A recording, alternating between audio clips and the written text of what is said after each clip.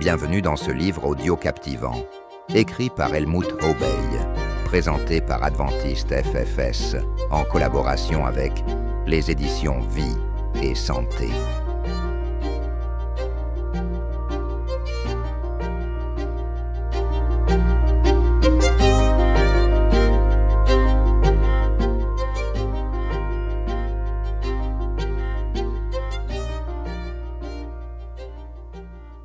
Changer mes pensées.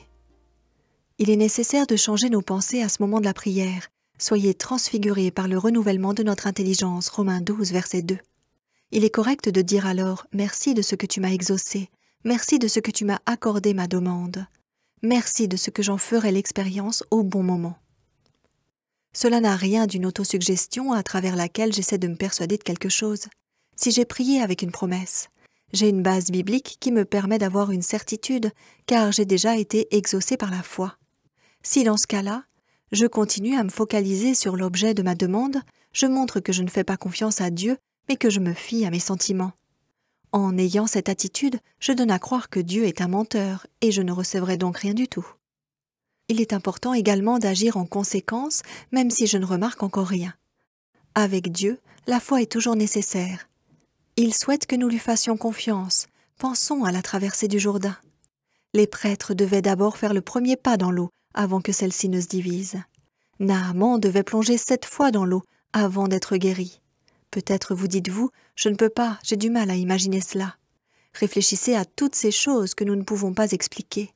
Jusqu'au jour d'aujourd'hui, nous ne savons pas vraiment ce qu'est l'électricité, même si nous l'utilisons. Nous ne savons toujours pas comment les enfants apprennent à parler. Mais tous finissent par apprendre. La nature nous offre constamment des merveilles qui dépassent notre compréhension. Serions-nous donc surpris de trouver dans le monde spirituel des mystères insondables?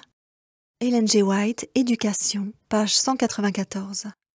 Pensons aussi à Proverbe 3, verset 5. « Ne t'appuie pas sur ton intelligence, mais de tout ton cœur, mets ta confiance dans le Seigneur. Reconnais-le dans tout ce que tu fais, et lui, il guidera tes pas. » Version Parole de vie. C'est une indication claire sur les conditions nécessaires pour que Dieu réalise sa promesse de nous guider. Chaque condition est aussi un commandement. Si nous ne sommes pas sûrs de remplir les conditions, nous pouvons prier Dieu pour qu'il nous en rende capables et être sûrs que le Seigneur le fera aussitôt. Si nous souhaitons ardemment être rendus désireux de vouloir le reconnaître dans toutes nos voies, Dieu accomplira son œuvre en nous. Ellen G. White, Heureux ceux qui, page 225. Dans l'original en anglais, « If you are willing to be made willing, God will accomplish the work for you. » Réfléchissons. Est-ce que nous nous rendons compte de ce que nous faisons lorsqu'après avoir prié avec des promesses et après avoir rempli les conditions de leur mise en œuvre, nous doutons néanmoins de l'exaucement? À vrai dire, dans ce cas-là, nous proclamons que Dieu est un menteur. Et c'est ce que nous ne voulons en aucun cas. Prions alors. « Seigneur, je veux croire.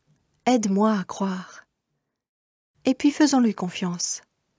Nous trouvons des pensées précieuses sur la prière basée sur des promesses dans le livre Éducation de Ellen G. White, chapitre La foi et la prière. Priez pour le Saint-Esprit. Je pense qu'à présent, nous sommes en mesure de demander à Dieu de répandre son esprit en nous. N'oublions pas, il ne s'agit pas d'obtenir la bonne volonté de Dieu pour qu'il fasse notre volonté, mais bien que nous croyons à ses promesses et la fiabilité du Seigneur. Promesses pour recevoir le Saint-Esprit.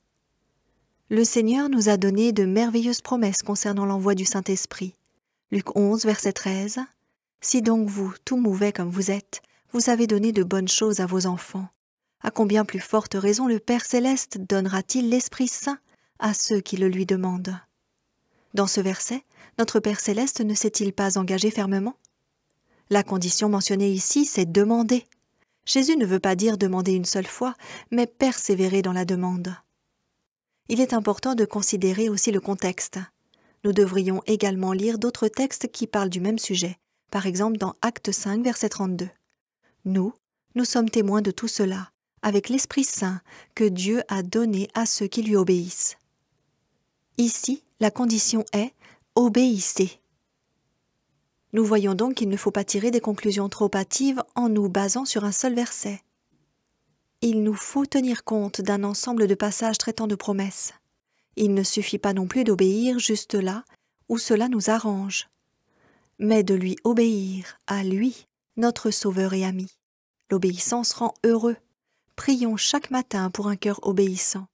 Prions pour que le Seigneur nous rende dociles pour tout ce qu'il nous demande et qu'il nous soutienne dans le vouloir et le faire. Ceci nous place dans de bonnes conditions. Jean 7, verset 37.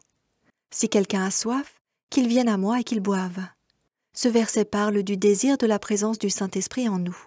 Si nous n'avons pas ce désir ou pas suffisamment, nous pouvons demander à Dieu de nous donner cette soif. C'est une prière selon la volonté de Dieu qui l'exaucera donc tout de suite. Si nous le lui demandons, Dieu nous donne même le vouloir et le faire. Nous pouvons aussi le prier de nous donner le désir de rechercher une relation intime avec lui, de l'aimer de tout notre cœur, de le servir avec plaisir, d'augmenter notre désir d'être avec Jésus et d'attendre impatiemment son retour afin d'être unis à lui pour l'éternité, de nous donner l'envie de lire la Bible et d'y trouver des perles précieuses, ainsi qu'un désir profond et la capacité de sauver les êtres perdus. Jean 7, versets 38 et 39. Celui qui met sa foi en moi, comme dit l'Écriture, des fleuves d'eau vive couleront de son sein. Il dit cela au sujet de l'Esprit qu'allaient recevoir ceux qui mettraient leur foi en lui.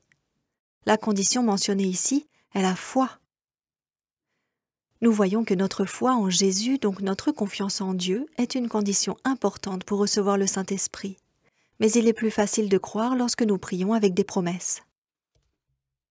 Galates 5, verset 16. Or, je dis, laissez-vous mener par l'Esprit, et vous ne risquerez pas de satisfaire la convoitise charnelle. Voici même une promesse qui est exprimée comme un ordre. Si le Seigneur veut que je marche par l'Esprit, il est clair qu'il souhaite me remplir du Saint-Esprit. Et il nous montre par ce verset également que remplis du Saint-Esprit, nous ne sommes plus soumis à nos désirs. Le Saint-Esprit en nous va rompre la force du péché, Romains 8, versets 1 à 17, surtout le verset 2. Par le Saint-Esprit, nous faisons mourir les agissements du corps, verset 13. Pensons à l'apôtre Paul qui dit qu'il meurt chaque jour. Ceci est un indice de l'importance qu'il y a à être tous les jours lié étroitement à Jésus par le Saint-Esprit. Il est extrêmement précieux de ne plus être à la merci des désirs malsains, les œuvres de la chair, mais de laisser grandir le fruit de l'Esprit. Galates 5, versets 18 à 22. Nous pouvons comparer la possibilité de ne plus laisser le péché entrer en nous avec la construction des télescopes. Pour éviter que la poussière se dépose sur une lentille, on travaille avec une pièce en surpression.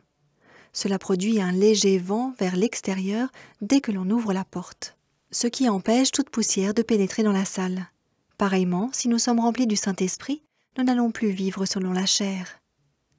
Éphésiens 3, versets 16, 17 et 19. Afin que, selon les richesses de sa gloire, il vous donne d'être fortifiés en puissance par son esprit, quant à l'homme intérieur, de sorte que le Christ habite par la foi dans vos cœurs, et que vous soyez enracinés et fondés dans l'amour, afin que vous soyez remplis jusqu'à toute la plénitude de Dieu. Version Darby. Nous ne remarquons peut-être rien de cette force pendant un certain temps. C'est peut-être comme dans la nature. En hiver, les arbres sont dépouillés, au printemps ils sont verts. Derrière ce phénomène agissent des forces importantes. Nous ne les voyons ni ne les entendons, mais le moment venu, nous en voyons le résultat. Un autre exemple. Depuis quelques décennies, nous savons qu'il y a de l'électricité dans notre corps. Elle est là sans que nous nous en rendions compte. Éphésiens 5, verset 18. « Soyez remplis du Saint-Esprit » ou « laissez toujours de nouveau remplir du Saint-Esprit » Acte 1, verset 8. Mais vous recevrez de la puissance quand l'Esprit Saint viendra sur vous, et vous serez mes témoins. Les disciples avaient reçu l'ordre d'attendre jusqu'à ce qu'ils reçoivent la puissance. Ils n'ont pas attendu sans rien faire. Les disciples priaient avec une intense ferveur afin de pouvoir affronter les pécheurs et prononcer des paroles qui les amèneraient à la repentance. Faisant table rase de toute divergence, de tout désir de suprématie, ils s'unissaient étroitement dans la communion chrétienne. Ellen G. White, Conquérant Pacifique, page 36.